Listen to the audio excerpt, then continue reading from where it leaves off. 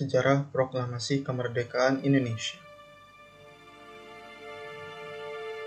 Proklamasi Kemerdekaan Indonesia diawali dengan peristiwa dijatuhkannya bom atom di kota Hiroshima pada tanggal 6 Agustus 1945 dan Nagasaki pada tanggal 9 Agustus 1945 oleh tentara Amerika.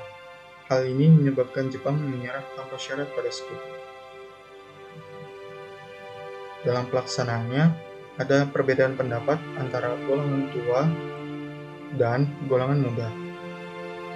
Golongan muda yang beranggotakan Wikana, Den Aidit, Khairul Saleh, dan Sukarni ingin diproklamasikan secepat mungkin. Sedangkan golongan tua yang beranggotakan Insinyur Soekarno, Muhammad Hatta, Ahmad Soebardjo, Wahid Hasyim, dan Agus Salim tidak ingin terburu-buru karena takut terjadi pertumpahan darah. Pada 16 Agustus 1945,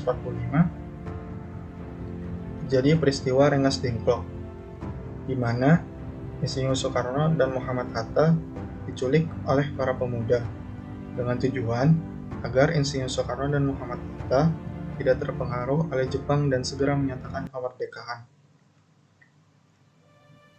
Malamnya,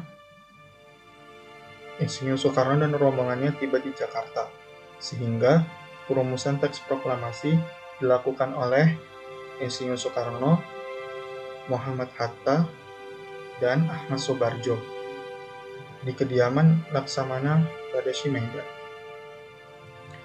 Keesokan harinya, pada tanggal 17 Agustus 1945, merupakan pembacaan teks proklamasi.